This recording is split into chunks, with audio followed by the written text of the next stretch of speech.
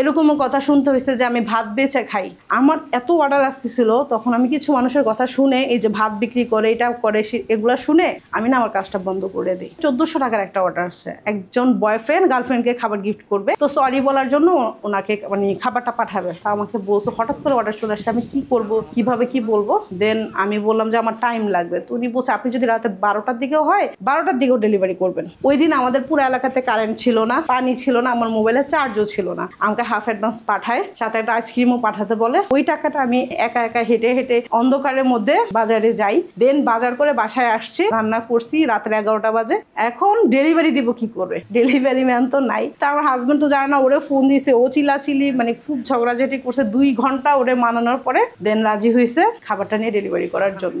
ওই দিন ওই আপুটা খাবারটা খেয়ে অনেক মজা বলছে। তো তখন থেকে এই মনের ভিতরে একটা ভরসা জাগছে, না আমি কিছু একটা করতে পারবো। আমাকে আমার শাশুড়ি বলতেছিল যে এটা কি রান্না করতেছিল, মানে আমি প্রথমে কাউকে কিছু বলিনি, আমি জাস্ট ওনারা মনে করছে যে আমি ঘরের জন্য খাওয়ার জন্য রান্না করছি। আর ওই দিন ওই লাভের টাকাটা দিয়ে ঘরের জন্য রান্না করছি। ওই দিন আর কি আমার লাভ ছিল না, ওই টাকা দিয়ে আমরা খেয়ে ফেলছি। লুকায় লুকায় কাজ করতাম। আমি তাবাসুম নাম দিয়ে আমার পেজ খুঁজছিলাম, রান্নার লুকায় করতাম না, রান্না সবাই দেখতো। মানে আমার শ্বশুরবাড়ি তখন জানতো, আমার শাশুড়ি জানতো, আমার হাজবেন্ড আমার সাথে অনেক চিলাচিলি করতো, বাট আমার বাবার বাড়ির কেউই জানতো না তখন। যখন বড় হচ্ছিল, করোনা চলে আসলো, 2020 সালে বিজনেসটা স্টার্ট করলাম যে আমার নাম দিয়ে তো আমাকে মানুষ চিনতে হবে। নিজে পেজ খুলে মুনাস কিচেন, তখন আমার পেজ ছিল না, জাস্ট প্রোফাইল দিয়ে আমি আমার পোস্ট দিয়ে আমি ইনকাম করছিলাম। দেন আমি নিজে আমার পেজ ক্রিয়েট করি, কিছুই জানতাম না, কোনো রকম ভাবে একটা পেজ ক্রিয়েট করে ওখানে পোস্ট দেওয়া, ভিডিও দেওয়া শুরু করি। আর সব আমি একা করতাম। যখন এখন আমার স্টাফরা আছে, তখন কেউই ছিল না, তখন আমি রান্না করতাম, আমি বাজার করতাম, সব আমিই করতাম। রান্না হচ্ছে আমার ইমোশনের জায়গা। ছোটকাল থেকে রান্নার প্রতি অনেক ঝোঁক ছিল আমার, তো সেই থেকে আমার বিজনেসটা স্টার্ট করা। আমি ছোটকাল থেকে টিভিতে যে বিদেশি চ্যানেলগুলো ছিল ওখানে কেক বানাতো, ওগুলো দেখতাম। তো আসলে যে রান্নাটাই আমার বিজনেস হবে এটা আমি কখনোই চিন্তা করিনি।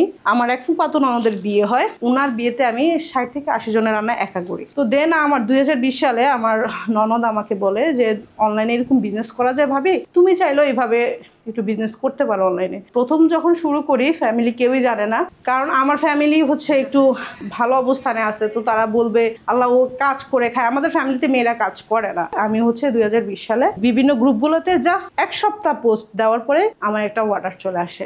আমার অর্ডার আসে মোরগ পোলাওয়ের অর্ডার আসে। তখন ভিডিও দিতাম না, জাস্ট ছবিগুলো তুলে ফেসবুকে আপলোড করতাম। তো মানুষ দেখে, মানুষ মানে খুব ইন্টারেস্ট হয়, তারপরে হচ্ছে আমাকে নক দেয়, অনেক মেসেজ আসে। তখন তো আমি দিন রাত 24 ঘন্টা ফেসবুকে বসে থাকতাম। এতটাই ভালো লাগতো তখন কাজ করতে আমার।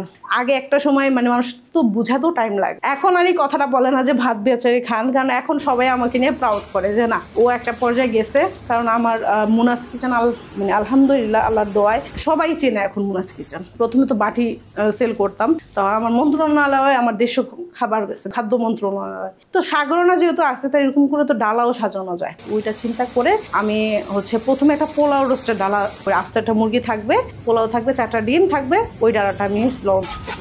ওইটা লঞ্চ করার পরে আমার বিজনেসের মোড়ই ঘুরে গেছে। এত অর্ডার আসা শুরু হয়েছিল যে আমি হিমশিম খাচ্ছিলাম। 12টা ডালা, 14টা ডালা, 20টা ডালাও গিয়েছে আমাদের একদিনে।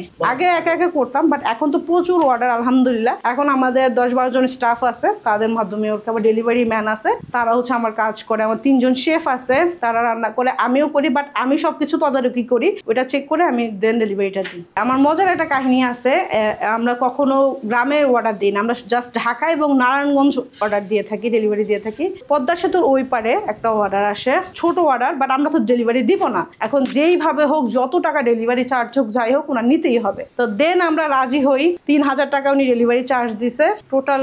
আর হচ্ছে উনি 10 জনের ডালা নিচ্ছে, মালাই জর্দা নিচ্ছে, অনেক কিছু আইটেম নিয়ে দেন উনি ডেলিভারি করছে। তো এইটা আমার সারা জীবন মনে থাকবে। এইটা আরেকজন আপু, উনি গ্রাম থেকে আসছে আমাদের ডালাটা নেওয়ার জন্য, 5000 টাকা ভাড়া দিয়ে খাবারটা ডেলিভারি নিয়ে গেছে।